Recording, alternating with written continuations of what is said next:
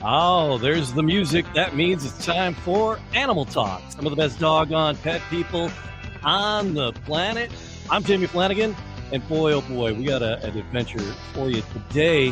The Rainbow Bridge. That is where we're heading, and we're going to communicate with animals. That is the plan, Stan. But before we get to that, I want to do this. I'm going to share it on the face space here, and I'm going to thank you for hanging out with us. We really do appreciate you taking some time and joining us here as we do our thing on Animal Talk. And if you've done that, I'm going to ask you to take it just one step further for me, if you would.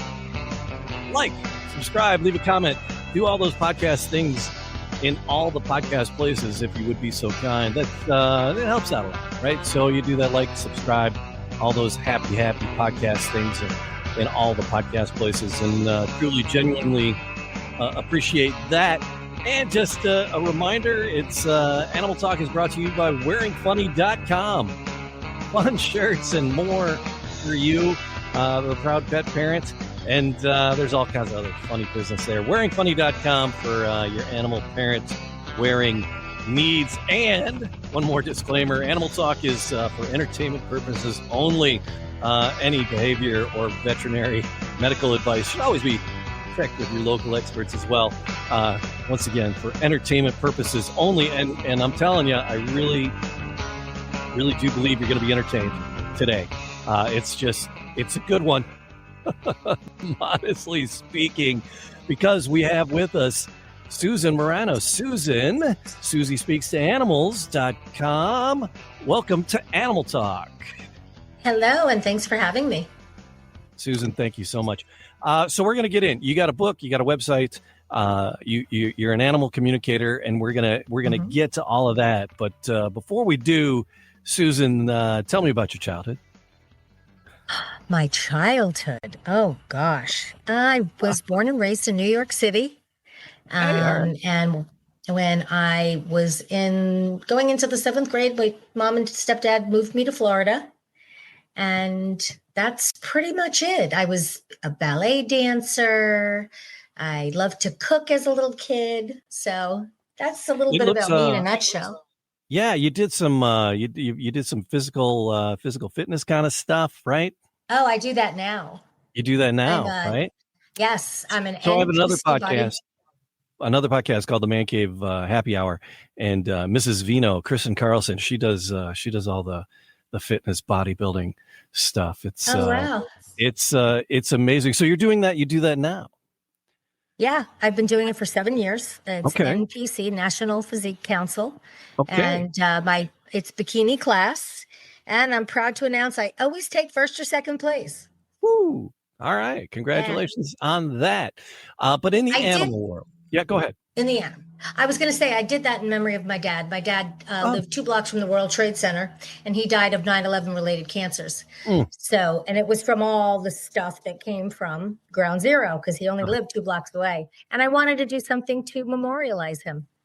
And so being healthy and getting fit is a good way of doing that. Yeah, definitely. So, but heading into the animal realm, you're an animal communicator. Uh-huh. So what is an animal communicator? Animal communicator is basically an intuitive or psychic, whatever you want to call us. Okay. And we basically can speak to animals on the earth plane as well as in spirit. Okay. All right. And so I on your little profile, it said that you'd always thought about being a veterinarian, but then you're like, it was like, well, the idea of putting down dogs and seeing the abuse and things was just like your heart couldn't take it. So you never really went into the veterinary field. But you ended up, when did this ability to connect on the way you do, when did that come to fruition for you? When did you realize that? Well, I think I always had it as far as intuition, but it came into play around dating. And I thought to myself, we're women, we overthink, don't think about it too much. And I just kind of pushed it off to the back burner. And then I had 3 Cocker Spaniels. I had breeded my Cocker Spaniel, and she had 3 boys, 3 girls, 3 black, 3 beige, keep them all. And I wound up keeping 3 of them. And Jack was 9.5, and I was watching. It's hard to watch your dogs when you have more than one. You open the door, you let them out to do their business, and you can't watch everybody do their business. So I brought him out day 2, and it looked like he was going to the bathroom, it looked like he was urinating, and I didn't see anything coming out. And I called my girlfriend. She is a veterinary neurologist, Anne Chavez, very, very brilliant veterinarian. And she said, bring him in. And I said, I have pet insurance. I'm just going to drop him off and I'll pick him up. It's probably a stone because I'm a registered nurse for 25 years. So I kind of thought I knew what it was. So when I went in there, they asked me not to leave. And they called me back to the ultrasound room, and he had a mass on his spleen. And they said at that time that it had metastasized to the liver. So she told me I had to put him down right then and there. She said, when he looks like he's going to pass out, it's because he's bleeding internally. The mass, every time the mass grows, and it grows really fast, that he bleeds internally, he pinks out a little bit, and then the body absorbs it and he's okay. And I told her, I said, this is the love of my life. I cannot just put him down right now. I have to bring him home, and he's got to say goodbye to my son and his mother. And so I brought him home, and my girlfriend called me. She had a dog that had thyroid cancer, and she was at the veterinary office. And she said, Dr. Holly wants you to bring Jack down. She said, a lot of the times it's a misdiagnosis. So I went down there with all hope in my heart, and she put him on an ultrasound, and she said, unfortunately, he does have metastasis. And she said, if he didn't, she basically said, we could crack his chest and take the spleen and buy you 6 months.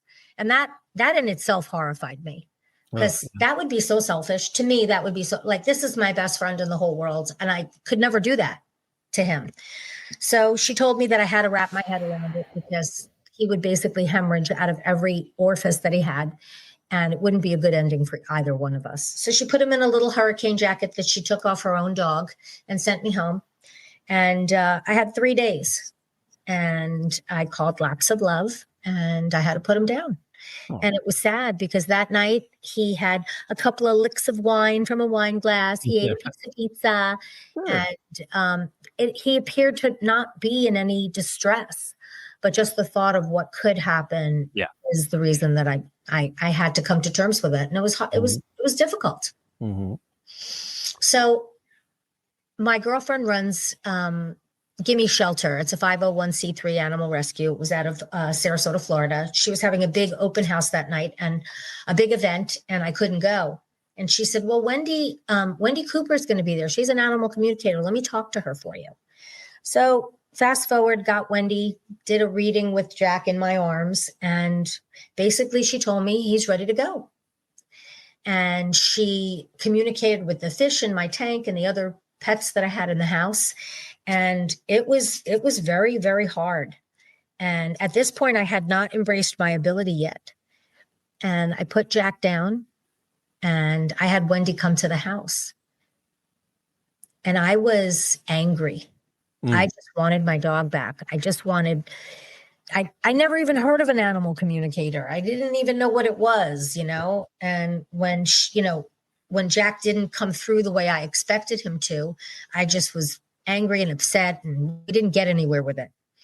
And well, I started to feel things and see things and read things.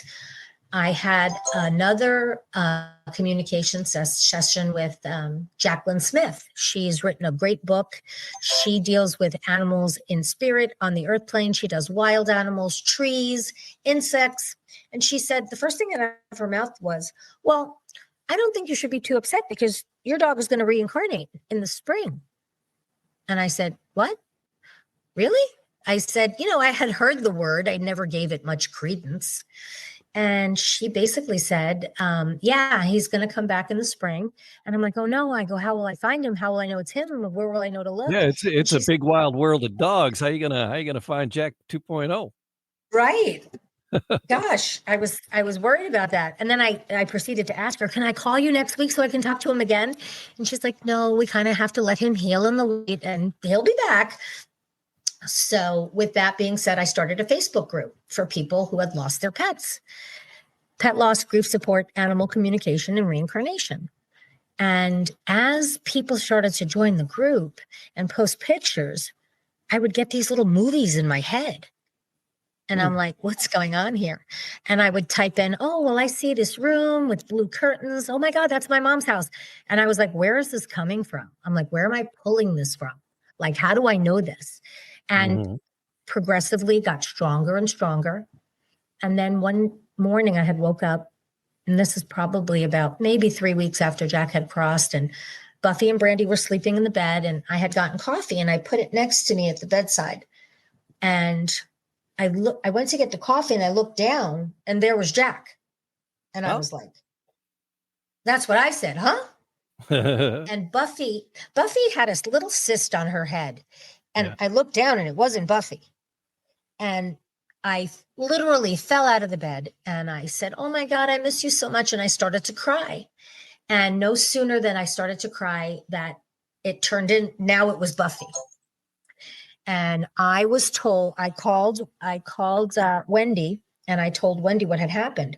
And she said to me, the reason that he didn't stay is because you embraced it with sadness and not gratitude.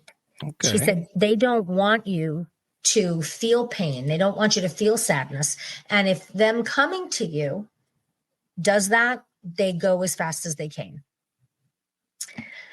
So that was my first real experience. A couple of nights went by and the dogs were in the bed with me and I heard rustling in the garbage in the kitchen.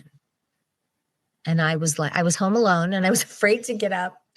And I was like, I called out for my son, but he was at work. And I'm like, Jack? And I got up and I went into the kitchen and there was nothing going on with the garbage. I was like, maybe a raccoon got in the house. Who knows? Yeah. But then I started to have all those experiences. And I had gone to my boyfriend's house that weekend when he had crossed. And my son was home with my other dogs. And he said to me, Mom, I was going into my bedroom and I saw Jack walk out of the bathroom.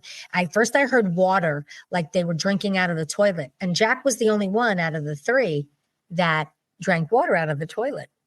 So he said, and I walked in the hallway and I literally saw Jack walking. And because obviously the apple doesn't fall far from the tree. He's got some communication skills himself. And then he was watching TV in the living room and I had a big crate where they could go in and out whenever they wanted to. And he goes, Mom, I am sitting here and I am looking at Jack. He is laying in the crate. I'm like, wow.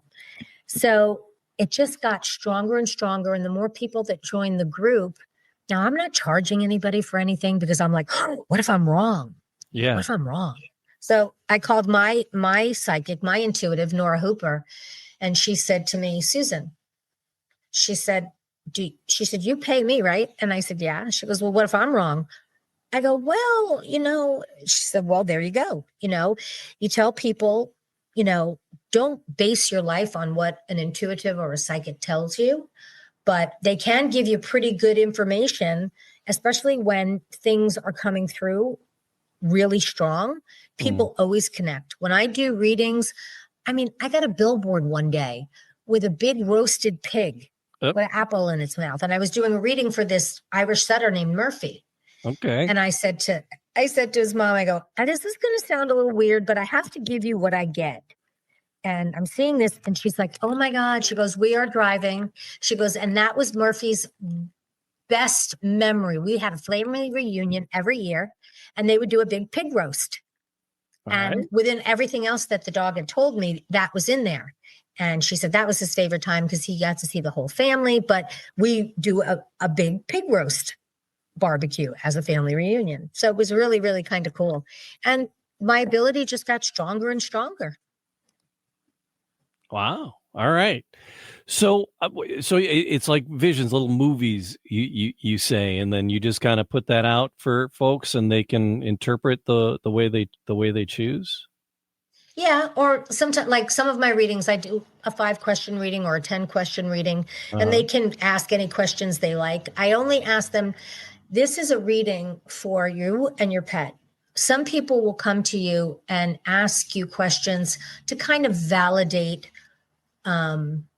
whether you really are a psychic. Yeah. Like, what was my dog's favorite holiday? Sure. And sometimes I want to say, did they tell you what their favorite holiday was? Yeah. How do you know? Yeah. But yeah, exactly. So I kind of, I get questions from them, things, and people ask a lot of the same questions. Were they in pain? Are they angry at me? And pets don't have anger.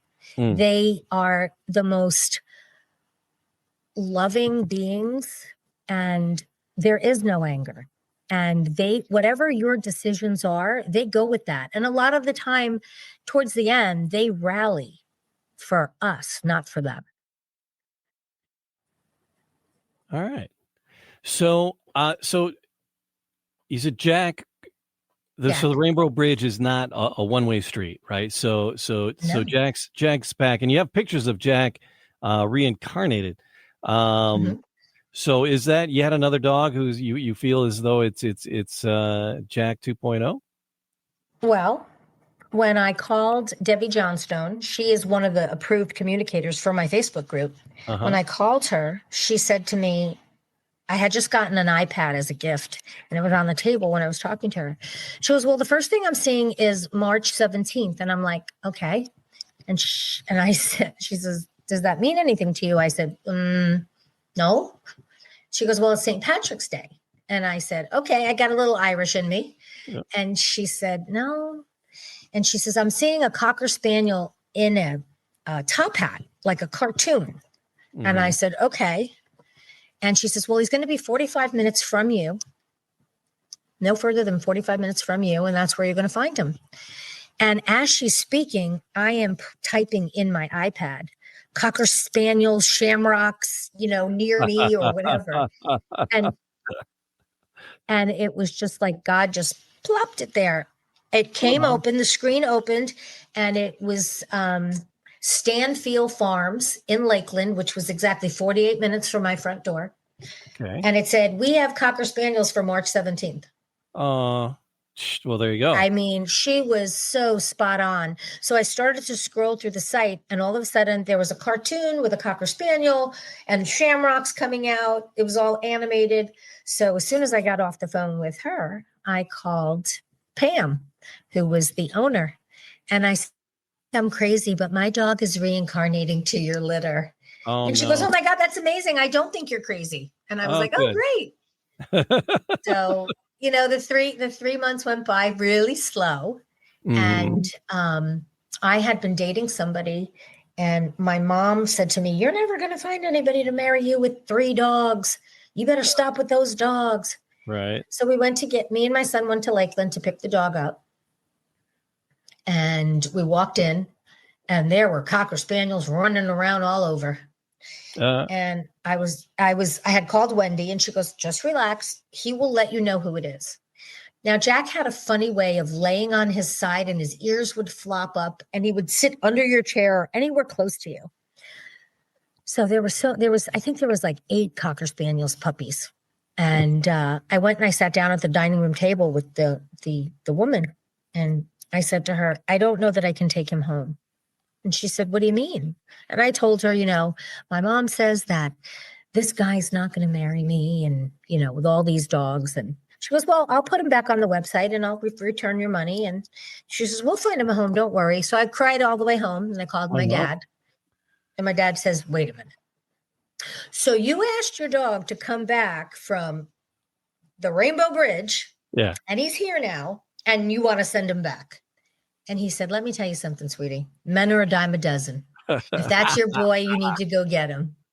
So I sent my son to get him the next day, and the rest is history. He'll be 13 in January. Wow. I am. Well, and they give you signs. My birthday is 11/11. My dad was January 1st, 1/1. And Jack was born on January 11th. Okay. So he's 1/1/1. And that's all in the book. Okay. And that I was going to say, so let's get to the book, shall we? So what is, I was grabbing pictures of my pets to share with you. That's why I was like, And Okay. I would say, because you're like, oh, so I want to show you the pictures of the pets, see what you get about my guys. But Okay. I navigated away from where I wanted to be. To the Rainbow Bridge and back. Jack's Home is the title of the book, and that's coming out next week, right? That hits the digital airwaves 11/11. Yep. 11/11 on Kindle. Okay. And can people get a and hard 11. copy? Some people like the Oh tactile. yeah, 11/18 will be the paperback. Nice. Okay. All right. And so, So, what are people when they pick up Jack's story here to the Rainbow Bridge and back? What are they going to find in there? well, it starts, like I said, in the very beginning when he got sick. Mm-hmm. No, actually, it started before that when he was born. That's where I started the book. And it just goes into, I created a journal to go with the book. It's called Whispers of the Soul, Animal Communication, and the 12 Universal Laws. Okay. So, it's manifestation at its finest. And one of the things that I feel really plays a role in animal reincarnation is the perpetual transmutation of energy, which states that anything that you hold on the screen of your mind has to produce in physical form by universal law. So the journal that I created teaches people how to navigate through the sickness, the illness, the death, and the possible reincarnation. And, pets come to us sometimes for them, their higher self or their life assignment. And sometimes they come for us.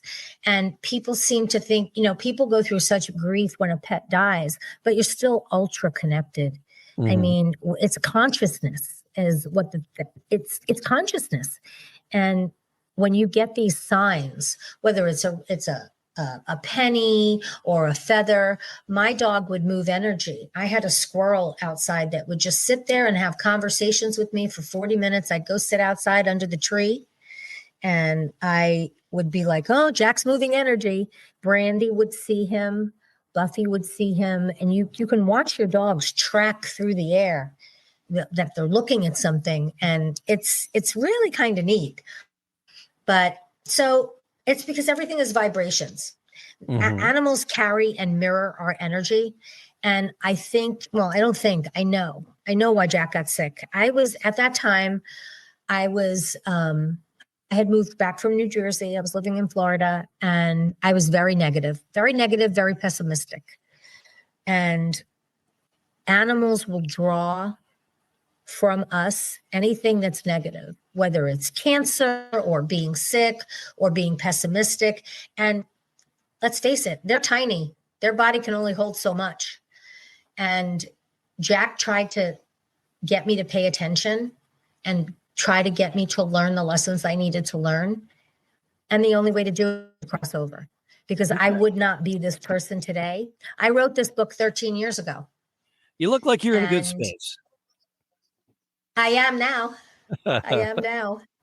But yeah, but I would have never written a book. I would have never opened a space for people to grieve with like-minded people. I tell them grief is not a place to unpack your bags and move in. It's a place to go through slowly at your own pace and not to let anyone tell you to do it, because you have to go through that at your own pace. There's just no way to rush through it.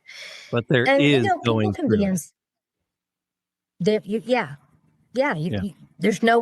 no way around it. You have to go through it. You have to feel it. You have to embrace it.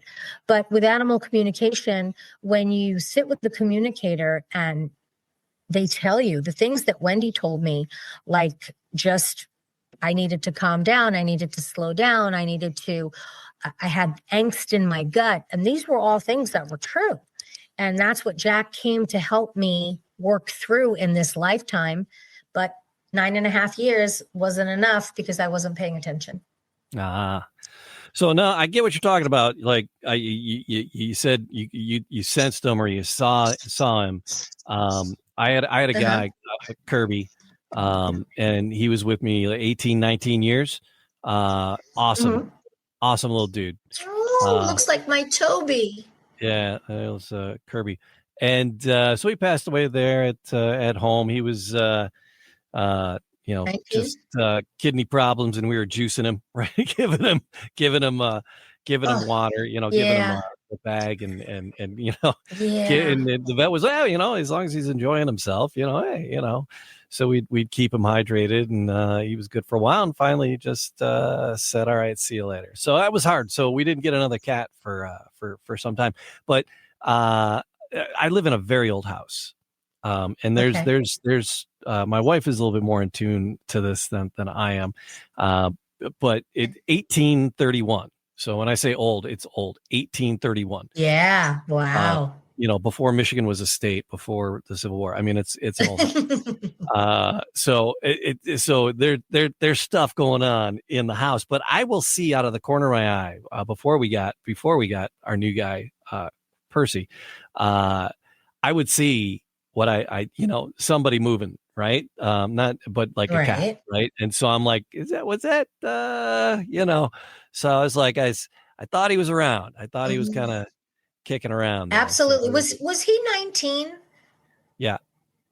Yeah. He was 19. Yeah, because I was getting the numbers 1 and 9 around him. And sometimes when I get numbers, it can be the gotcha date or the actual birth date.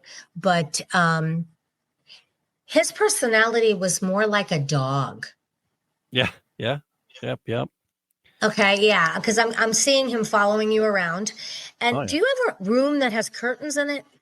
Long curtains, like where you could hide behind it, or maybe it's a door. It's dark. Yep. There's and I feel like that's where it's a place where he used to sit in your house, but I'm seeing like a curtain. I don't know if it's a sheer curtain, but the room is dark. Yeah. And it's like behind a door. So That sounds familiar? he and I had a house on our own for a while. And then Okay. I met my wife Colleen, and she had a dog and I had the cat, and we all and a son, which I got was great too. And so we all came together. And so Kirby and I lived in a house by ourselves for a while, and then when we all got together, we got another house. But so he might have been in the basement at the old house, or behind the curtains in the new house. This is our new guy. This is what a cutie. Percy. I don't know if you can see how blue his eyes are, but he's got blue eyes. Really? He's beautiful. So he's like an American short hair, but he's got He's a rescue. He's got those kind of Siamese colors to his, the tips on the ears, but he's got the ring on the tail like an American short hair. But he's got some kind of Siamese colors, and he's got the blue eyes. So we're guessing he's a mix of, we got him from a rescue. Yeah, I mean, that's what I said. I was just asking you if he was a rescue, because I'm not getting you're his first owner. No, we got him as a kitten. So I mean, he was. Whoever dropped him off. He was a little poof when we got him. He was a little itty bitty.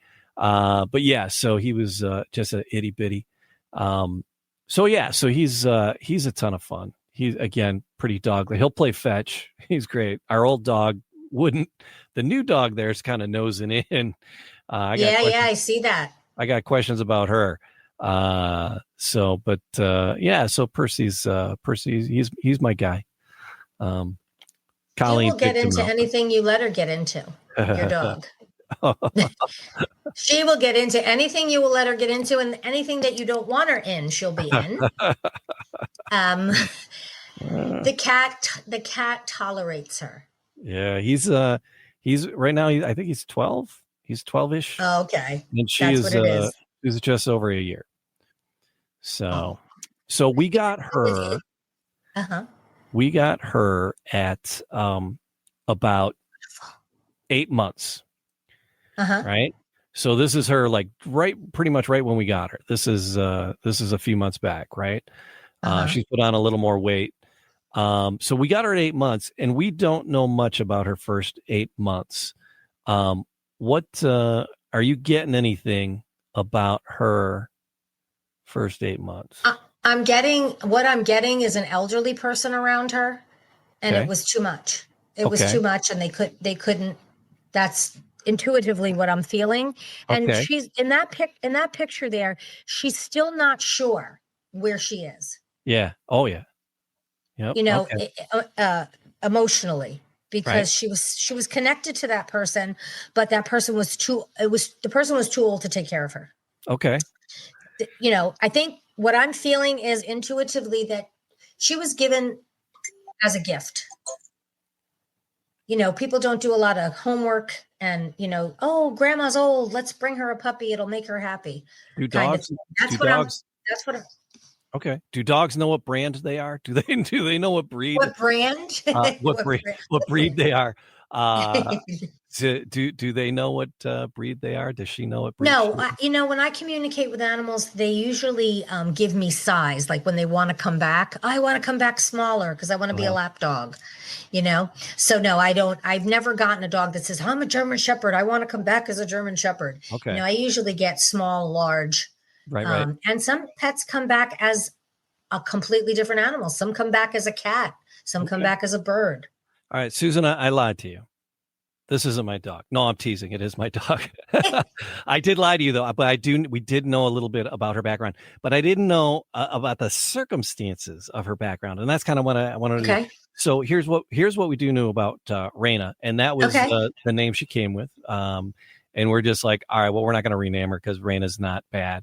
So we're going to stick with that. So this is what we know about Raina is that an older woman owned her and couldn't take care of her anymore and gave her to her nieces. Her nieces breed her nieces breed dogs. So from what they tell us, she's a German Shepherd pit bull mix is what they said, but we don't see any pit bull in her. I see husky. And the nieces breed huskies. There you go. Somebody had a little slip. So that was our thing. Oh, I know. She's a little sweetheart. She's a lover. Yeah. Look at her with a little tongue. Okay.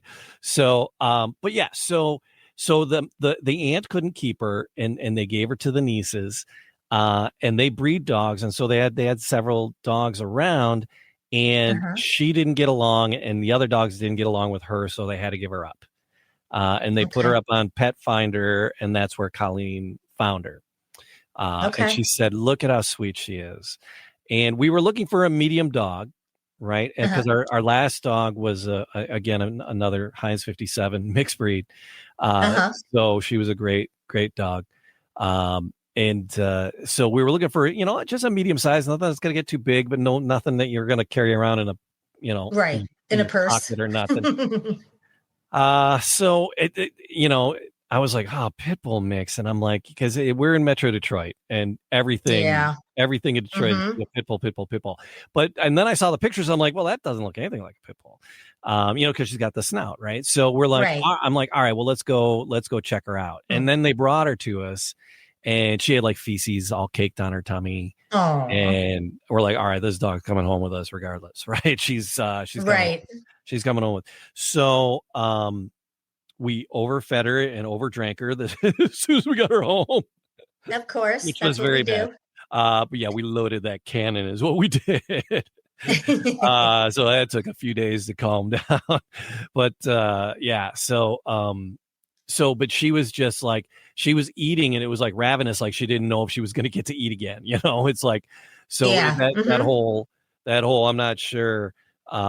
You know, what's going on. And we took her to the vet, you know, we gave her a nice bath and, I took her to the vet within a day or two. And the vet was like, yeah, you know, she's not quite malnourished, but she's on the border of it. She's not dehydrated, which was good. She was about 34 pounds, right? Well, she's up to 59 now. Nice. I love that. So, yeah.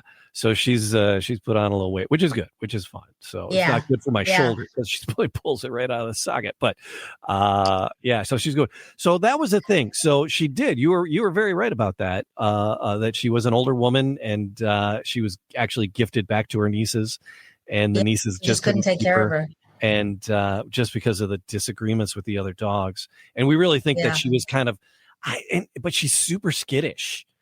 And it's like, I don't know why, but she gets like super, super skittish. Well, you only have one dog, right? Yeah. What about food aggression? Nope. I can walk right up and I can put my hand in her bowl, or, I can move her from her bowl or take her to it. And the cat, he's a jerk. He'll like walk between the wall and her bowl while she's trying to eat, just to be. And it's gotta love cats. He's like, I love that. You saw him sitting on the couch. I want nothing to do with you. Leave me alone. But right, exactly. That's exactly what I picked up. She's like, I'm tolerating you. I'm tolerating you. Yeah. At best. But I feel also that where she was, the weight problem was because of all the other dogs. Yeah. She was not aggressive. So therefore, everybody ate and she would get what was left, which really wasn't much. You can see her hand. She's a skinny mini here, but she's got some meat on the bone. Beautiful dog. She is a good looking pup, man. She even looks like she has a little bit of Australian cattle dog in her. That is what our previous dog was. And that's kind of what drew Colleen to picking her out, is because it's like, oh, that was about the right shape and size. And that was kind of Zoe's shape and size. And so that's what. You do one of those DNA, one of those 23andMe things on your dog. I thought you could tell me. The DNA. How does she identify? Does she identify as German Shepherd, or? So yeah, we're gonna. I want to do that. Colleen thinks it's all malarkey. So. I don't. I don't. They tell me my dog Jack is full breed Cocker Spaniel, and I can tell you, when I went to pick him up, the woman was breeding Cocker Spaniels and standard poodles. I am very sorry. You saw the cover of the book, and maybe you've seen some pictures of Jack. Jack looks like a mini golden doodle. So I think one of the poodles had a slip. So I really do want to do the DNA on him. See, he doesn't look like a Cocker. Now, he did in his first life on the cover of the book, which is not the cover. Okay. We just finalized the cover. So,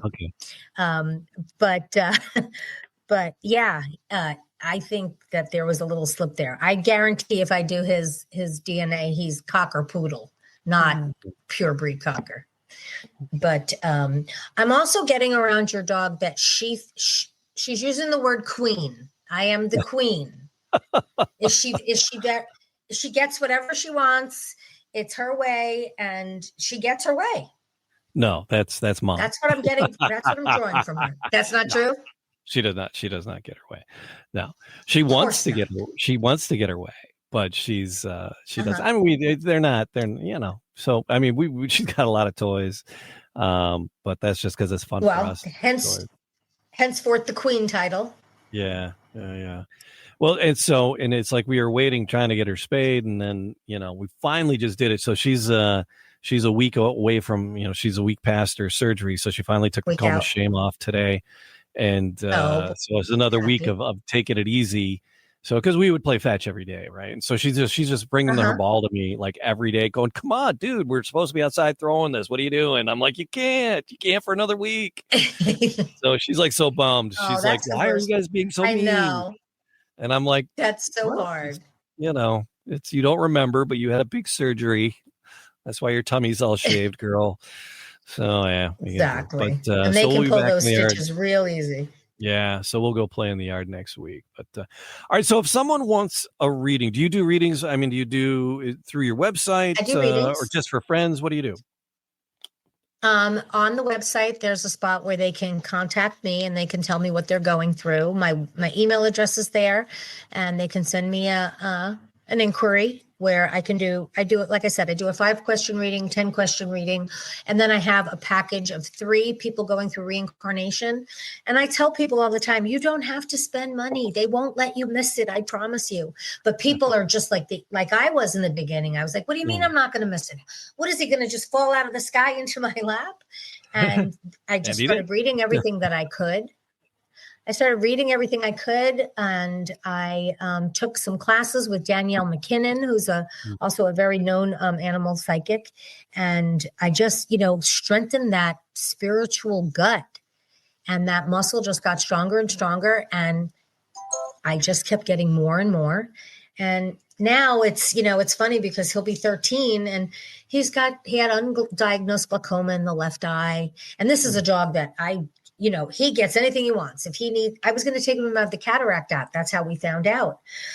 And my mom goes, you're going to spend $5,000 on a cataract? I said, I know that when I can't find my glasses, I'm not a pleasant person to be around.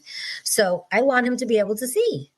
So I brought him in, and they told me that, outside the fact that it was $5,000, that if they did it because of the glaucoma, his vitreous humor was squirting out of the eye slowly, and that most likely the cataract surgery would cause them to have to down the road take the eye out. Oh. So when a veterinarian tells you we don't want your $5,000, you know it's a good doctor and you wound up in the right place. So I'm just, we've had our conversations. I've told Jack I want him to stay till he's 22. He keeps telling me 17. I'll be grateful for every day I get. All right. Susie Speaks to Animals. It's the number 2. SusieSpeaksToAnimals.com. Is that the best? That's the best spot for people to connect? Yep. And they can come to the Facebook group. There's a few questions they have to answer, which is nothing major. Why do you want to join? Are you an animal communicator or a psychic? And, just to keep the group safe. There are people out there that do readings that don't really have the ability. So I try to keep the group safe. Sure. And like I said, the communicator who actually found him logistically, Debbie Johnstone, she's out of Arizona. She did the forward for the book, and she's amazing, and she's one of the communicators in the group. So it's important. You might get on the phone with somebody and you don't resonate with them. Have you ever gone to like a doctor and be like, I'm not seeing him again, I don't like him? Yeah. So that's why I have a few different communicators in the group, because I want people to resonate with the person that's reading them. And so I have Debbie Johnstone and Wendy Cooper. Both have great websites, but they can go right to the Facebook page and they can ask to join. And I have a file tab where I have prayer cards, templates that you could say. I have house cleansings. I have recommendations from people who I've read in the past. And I'm really excited about the book. I've always said I wanted to write a book, and it sat in this plastic book binder for years. And I just so happened to be in the right room at the right time. Soul Sparks Press is the publishing house. My wonderful publisher, Deepika Sandhu. She's amazing. We just had the book launch in New York in a little place called La Bibliothèque. And we had 4 authors total. She's had some award-winning, New York Times bestsellers. And she's a new publishing house. So she's doing really wonderful things. And I hope to write a children's book next. Oh, nice. Okay. Awesome. Yeah. All right, Susan, we'll put links to all those things down in the show notes, and people can connect that way. And thanks for, helping me. If you will send me your address, I would love to send you a copy when it comes out. All right, brilliant. We will do that. Anything else? Anything else people need to know before we take off here? Just like I said, grief is not a place to stay. You have to go through it. You have to feel the feelings, but they never really leave you. And one thing that I will tell the audience, if you have a pet that has left you, when you go to bed tonight, I want you to get in bed and close your eyes. I want you to state the day, the date, and the time. Today, Monday, November 4th. Johnny, I want you to come to me in my dreams and connect with your heart center. Think about that pet as you fall asleep. They may not come to you tonight, but I guarantee you they'll come to you soon. And Percy will be like right in my face because that's where he sleeps, right on my chest, breathing on me. Right. I love that. I love that. That's great. All right, Susan. Well, thank you for having me. Yep. And everybody, please like, subscribe, leave a comment, all those podcast things and all the podcast places. We'll see you, and we'll do it all again very, very soon.